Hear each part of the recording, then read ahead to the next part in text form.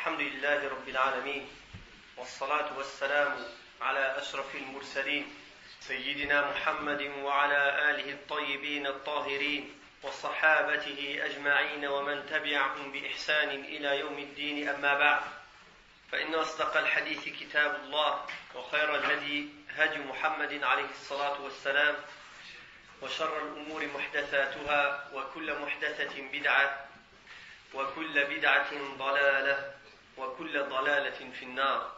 Mes frères, nous avions commencé, après avoir fini le chapitre sur les prières obligatoires, de parler des prières surérogatoires. On avait dit que dans les prières surérogatoires, il y avait deux sortes de prières. Les prières libres et les prières réglementées. Les prières libres, celles que l'on fait à n'importe quel instant, le nombre de prières que l'on veut, sauf dans les moments où c'est détestable ou interdit de prier. On va parler en détail de toutes ces prières surérogatoires attachées aux prières obligatoires.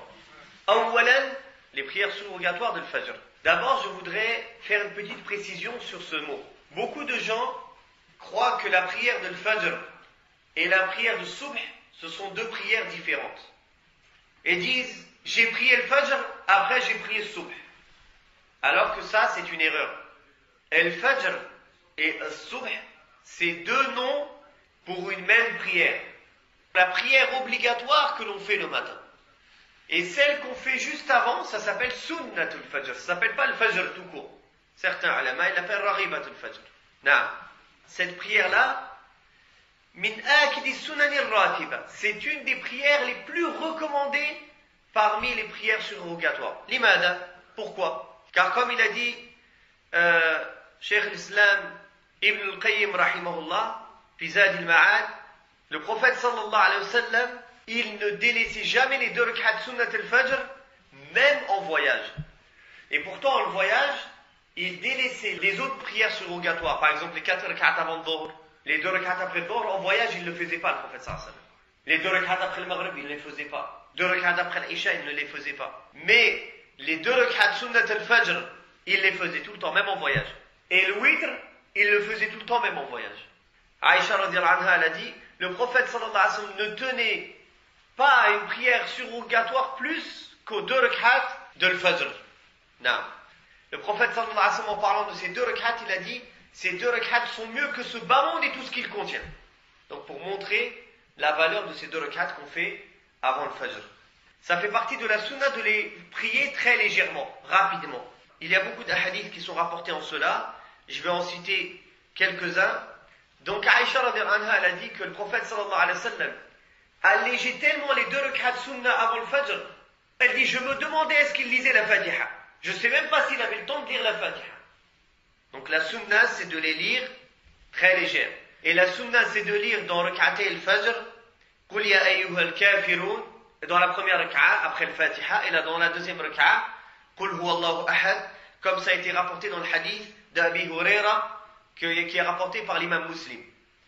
Il a dit que le prophète sallallahu alayhi wa sallam lisait dans la première rak'at, après le Fatiha, Qul ya ayyuhal kafirun, et dans la deuxième rak'at, après le Fatiha, Qul huwallahu ahad.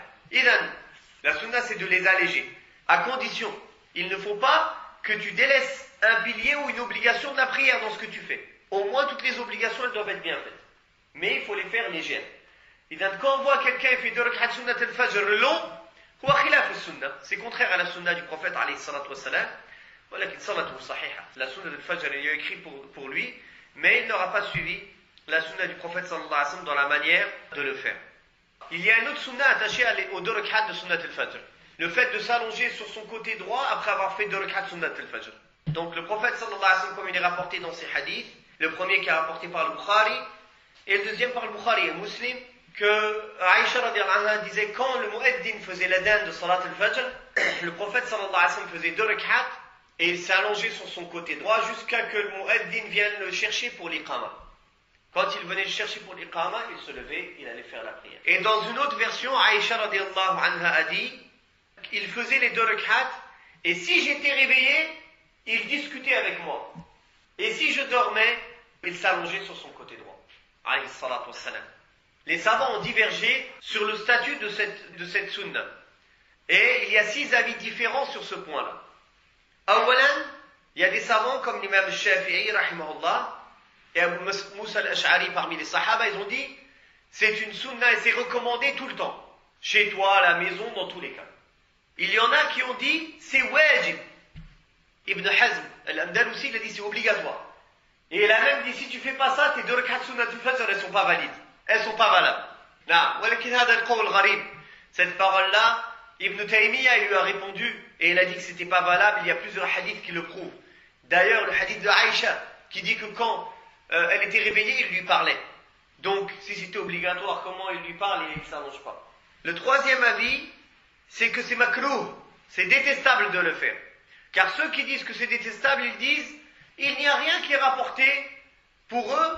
Déjà, il y en a d'entre eux qui disaient qu'ils ne connaissaient pas ce hadith.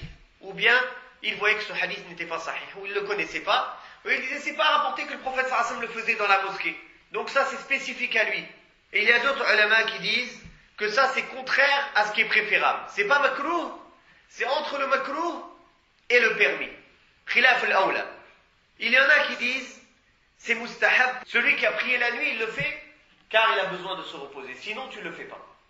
Et certains ont dit que le fait de s'allonger, ce n'est pas demandé, mais ça, c'est juste pour faire une coupure entre la sunna et l'obligation. Voilà les 6 avis qui sont rapportés. Le plus juste, wallahu ta'ala a'lam, c'est que c'est une sunna si on le fait à la maison. C'est-à-dire, si on fait 2 rak'at sunnat al-fajr à la maison, on s'allonge un peu, après on vient faire salat al-subh, par exemple, chez nous. Oui. Si quelqu'un a peur de s'endormir, il ne le fait pas. Et s'il est à la mosquée, il ne le fait pas. Ça se fait juste à la maison. Si par exemple, l'entrée de Fajr, c'est un exemple, 5h45. Et nous à la mosquée, on fait salat à 6h30. Il y a le temps. Ou quand tu es dans un pays musulman, entre l'adhan et l'iqama, il laisse au moins une demi-heure, 20 minutes, une demi-heure, tu as le temps. Donc tu fais tes 2 rak'at sunnah chez toi, tu t'allonges un peu, tu te lèves, tu vas à la mosquée pour faire salat al-subh. Ça, tu peux le faire. Mais ici, c'est très difficile. Hein? Si tu fais ça, ou bien tu n'arriveras pas à l'heure, ou bien tu risques de t'endormir. Non. Un autre point, si quelqu'un n'a pas fait cette prière-là, est-ce qu'il la rattrape?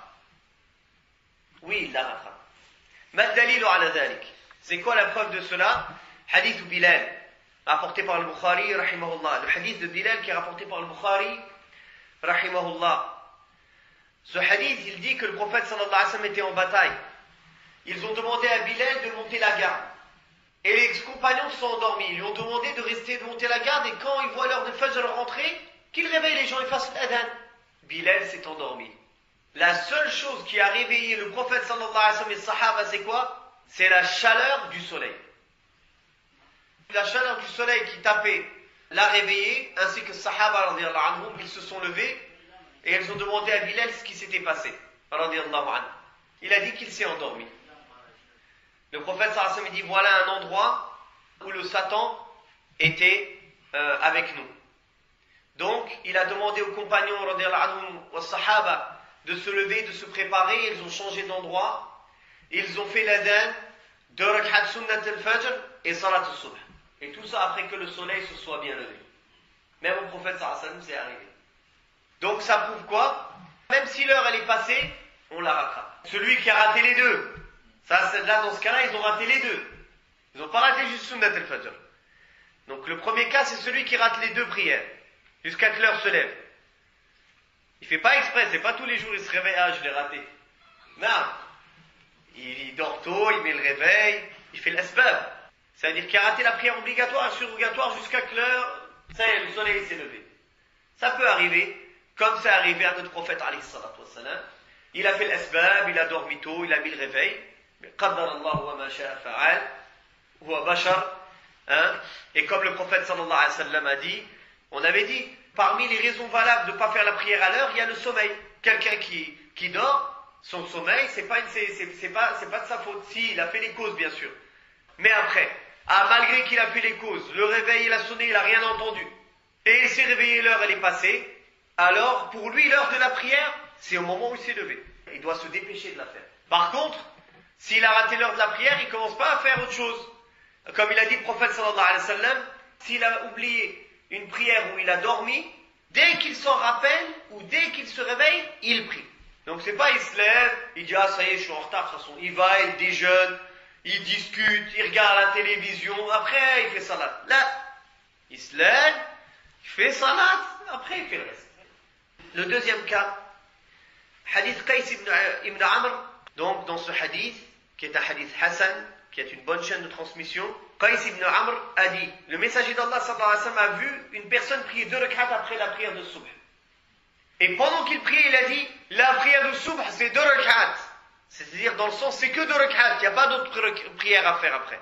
Quand la personne a fini, il a dit au prophète sallallahu alayhi wa sallam, ya Rasulallah, j'ai raté les 2 rak'at sunnah qu'on fait avant. Le prophète sallallahu alayhi wa sallam ne lui a rien dit. C'est-à-dire qu'il a approuvé ce qu'il a fait.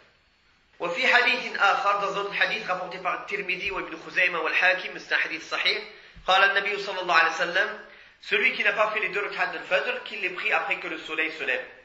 Ça ne contredit pas l'autre hadith. Ça ne veut pas dire que c'est seulement, il n'y a qu'à ce moment-là qu'il peut les prier.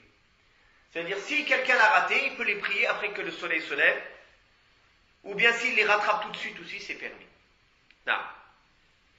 Une autre mas'ala, est-ce qu'il est permis de faire des prières surrogatoires en plus des 2 rak'at sunnat al-Fajr, une fois que l'heure de Fajr est rentrée? C'est permis, mais c'est makruh, c'est détestable. Donc on ne le fait pas. Limada, لأن النبي صلى الله عليه وسلم, il n'a jamais prié autre que ces 2 rak'at. Là, il y a un hadith aussi qui est rapporté par Abu Daoud. قال فيه النبي صلى الله عليه وسلم, ليبلغ شاهدكم غائبكم لا تصلوا بعد الفجر إلا سجدتين. أي إلا ركعتين. بعد دخول الفجر ما في إلا ركعتين. سنة. نعم. Donc, la sunna, c'est de prier que les 2 rak'at sunnat al-fajr. Mais si quelqu'un prie plus, il n'a pas de péché, walakin huwa makruh. C'est détestable. Certains ulama voient que c'est détestable de parler après les 2 rak'at sunnat al-fajr. Qu'il faut faire que du dhikr. Il ne faut pas parler, c'est détestable à ce moment-là. Et ça, ce n'est pas juste. Car comme on a vu dans le hadith de Aïcha, que le prophète sallallahu alayhi wa sallam, quand il faisait les 2 rak'at sunnat al-fajr, après avoir fait les 2 rak'at, si elle était réveillée, il discutait avec elle. Kadhalika, il n'y a aucune dua véridique qui est rapportée du prophète alayhi salatu wa salam à dire après avoir fini les 2 rak'at sunnat al-fajr. Il y a 2 à 3 hadiths da'ifa qui sont faibles, qui sont rapportés sur ce sujet, qu'il faut dire tel ou tel ou tel dua. Ce n'est pas des hadiths sahih. Il n'y a aucune dua spécifique à dire à ce moment-là, mais on fait les duas qu'on veut, car comme on sait, entre l'adhan et l'iqama, les duas sont acceptés. Wallahu ta'ala a'la wa a'lam.